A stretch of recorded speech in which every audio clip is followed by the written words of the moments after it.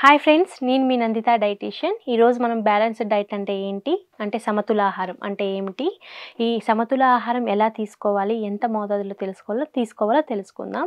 So balanced diet అంటే ఏంటంటే మన బాడీకి న్యూట్రియంట్ రిక్వైర్మెంట్ ఎంత కావాలో దాన్ని బేస్ చేసుకొని తీసుకోవడం. అంటే ఇప్పుడు న్యూట్రియంట్స్ ఏంటంటే మెయిన్గా 2 టైప్స్ ఉంటాయి. ఒకటి మైక్రోన్యూట్రియంట్స్, 2 మైక్రోన్యూట్రియంట్స్.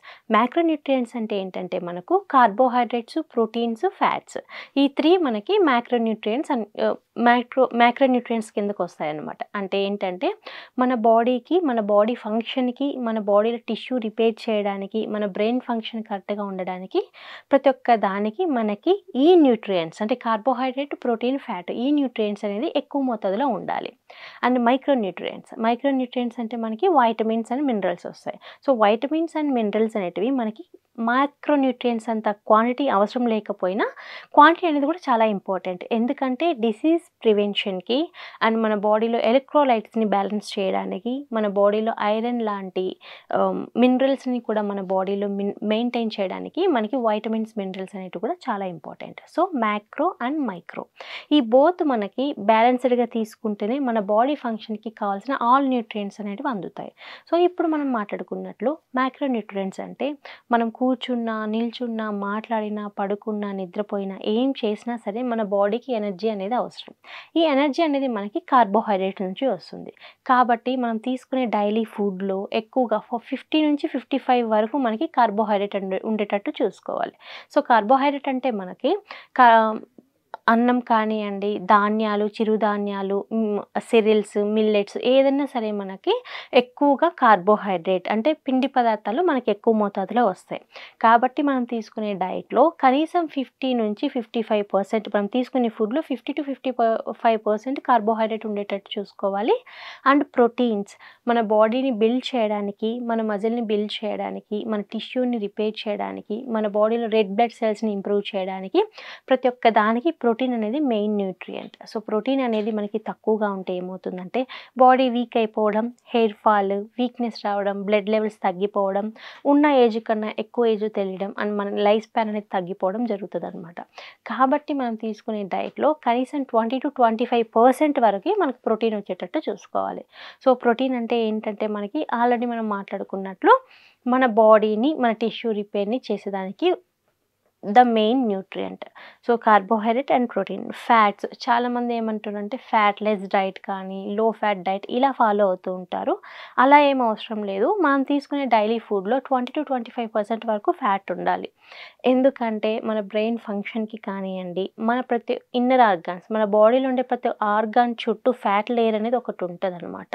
సో మన ఆర్గాన్‌ని ప్రొటెక్ట్ చేయడానికి అండ్ మన బ్రెయిన్ ఫంక్షన్‌ని ఇంప్రూవ్ చేయడానికి అండ్ మన బాడీలో ఇంపార్టెంట్ న్యూట్రియంట్స్ అనేటివి మన బాడీ ఫంక్షన్‌కి ఇంపార్టెంట్. అలాంటి వాటిల్లో వైటమిన్ ఏ కానియండి, డి కానీ, ఈ, కే ఇలాంటి వైటమిన్ అబ్జార్ప్షన్ మన బాడీలో ఉండడానికి మనకి ఫ్యాట్ అనేది ఇంపార్టెంట్. దీంతో పాటు మన ఇన్నర్ ఆర్గాన్స్‌ని కాపాడటంతో పాటు మనకి మన బాడీలో కొంత ఫ్యాట్ స్టోర్ అయి ఉంటుంది. ఎప్పుడైతే మనము ఎమర్జెన్సీలో కానియండి, లేకపోతే ఎప్పుడైతే మనం మీల్ స్కిప్ చేస్తామో, లేకపోతే ఎప్పుడైతే మనము వెయిట్ లాస్ ఇలాంటి జర్నీలో ఉంటామో, మన బాడీలో స్టోర్ అయిన ఫ్యాట్‌ని మన బాడీ యుటిలైజ్ చేసుకొని మనకి ఎనర్జీ లెవెల్స్‌ని ఇస్తుంది. సో ఫ్యాట్ రోల్ అనేది చాలా ఎక్కువగా ఉంటుంది మన బాడీలో. ఎందుకంటే ఒమేగా 3 కానియండి, ఒమేగా 6 కానీ ఇవి కూడా ఫ్యాటీ యాసిడ్సే. ఇవి కూడా మనకి ఫ్యాట్ కిందే వస్తాయి. ఇలాంటి ఫుడ్స్ ఎక్కువ తీసుకోవడం వల్ల మనకి ఏమవుతుందంటే బ్రెయిన్ ఫంక్షన్ కానీ, మనకి ఐ హెల్త్ ఇంప్రూవ్ చేయడానికి, మన స్కిన్ హెల్త్ ఇంప్రూవ్ చేయడానికి, ఎపిథీలియల్ సెల్స్ అని అంటారు మన స్కిన్, ఇవన్నీ మనకి ప్రొటెక్ట్ చేయడానికి, హెల్తీగా ఉండడానికి ఫ్యాట్ చాలా ఇంపార్టెంట్. సో ఇప్పుడు కార్బోహైడ్రేట్, ప్రోటీన్, ఫ్యాట్ ఈ 3 అనేది మ్యాక్రోన్యూట్రియంట్స్. అంటే మనం తీసుకునే డైట్‌లో ఇంతింత పర్సెంటేజ్ ఉండాలి. 50-55 నుంచి 20-25 రిమైనింగ్ న్యూట్రియంట్స్ అనేటివి ఉండాలి. ఇప్పుడు మనం మైక్రోన్యూట్రియంట్స్ గురించి మాట్లాడుకుందాం. మనకి మైక్రోన్యూట్రియంట్స్ అంటేవి ఎక్కువగా దేంట్లో నుంచి వస్తాయంటే ఫ్రూట్స్ కానీ, వెజిటబుల్స్ కానీ, ఫ్రూట్స్, వెజిటబుల్స్ ఎక్కువగా కన్జ్యూమ్ చేయడం వల్ల మన బాడీకి కావాల్సిన వైటమిన్స్ అండ్ మినరల్స్ అనేటివి ఎక్కువగా మనకి వస్తాయి.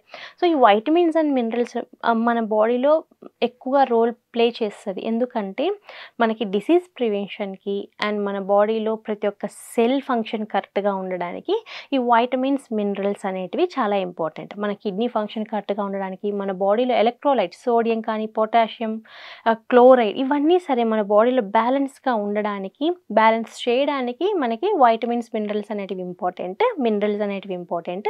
అండ్ వైటమిన్స్ డిసీజ్ రాకుండా ప్రివెంట్ చేయడానికి, ఇమ్యూనిటీ బిల్డ్ చేయడానికి, మన బాడీలో మనల్ని హెల్తీగా ఉంచడానికి ఈ వైటమిన్స్ అనేటివి ఇంపార్టెంట్ అనమాట. ఎందుకంటే వైటమిన్స్లో కొన్ని వైటమిన్ సి, ఏ ఇవన్నీ మెయిన్ ఇంపార్టెంట్ న్యూట్రియంట్స్.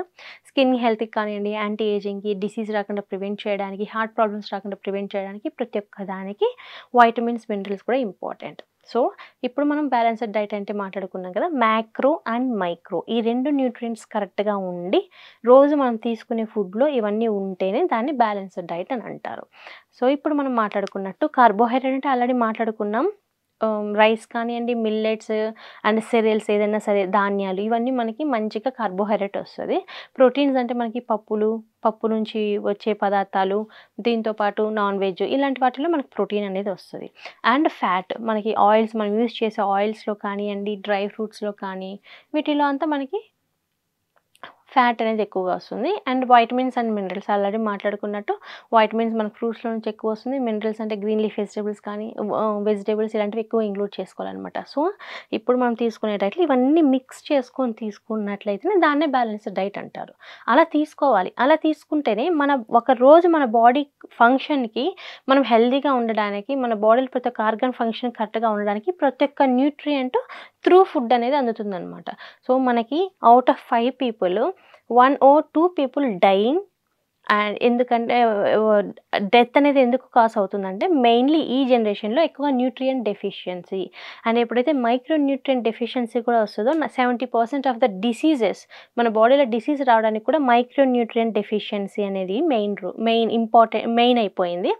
కాబట్టి మన బాడీ డిసీజెస్ రాకుండా ప్రివెంట్ చేసుకోవడానికి, హెల్తీగా ఉండడానికి, అండ్ ఎమోషనల్గా, ఫిజికల్గా వెల్బీయింగ్గా ఉండడానికి, సైకలాజికల్గా ఫిట్గా ఉండడానికి కూడా మనకి బ్యాలెన్స్డ్ డైట్ అనేది ఇంపార్టెంట్. సో బ్యాలెన్స్డ్ డైట్ అంటే మనము అన్ని ఫుడ్స్ తీసుకోవాలి, ఎంత క్వాంటిటీ తీసుకోవాలనేది ఇంపార్టెంట్.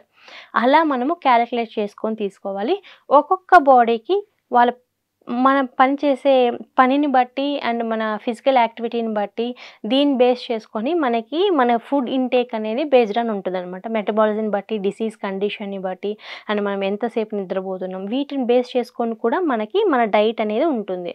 సో మీరు ఒక బ్యాలెన్స్డ్ డైట్ తీసుకోవాలి, మీ బాడీకి తగ్గట్టు తీసుకోవాలి, డిసీజ్ ప్రివెన్షన్కి డైట్ తీసుకోవాలి అనుకుంటే మీకు నియర్ బై ఎవరైతే డైటీషియన్స్ ఉంటారో, హాస్పిటల్లో వర్క్ చేసే డైటీషియన్స్ కన్సల్ట్ అయితే మీ యొక్క హైట్ని బట్టి, మీ వెయిట్ని బట్టి, బిఎంఐ వీటిని బేస్ చేసుకొని, మీ హెల్త్ కండిషన్ని బేస్ చేసుకొని, మీ గట్ని బేస్ చేసుకొని, ప్రతి ఒక్కటి అంటే మీ హెల్త్ కండిషన్ని బేస్ చేసుకొని ఎలాంటి ఫుడ్ తీసుకోవాలో మీకు వాళ్ళు సజెస్ట్ చేస్తారు. అండ్ డైట్ ప్లాన్ కూడా ఇస్తారు.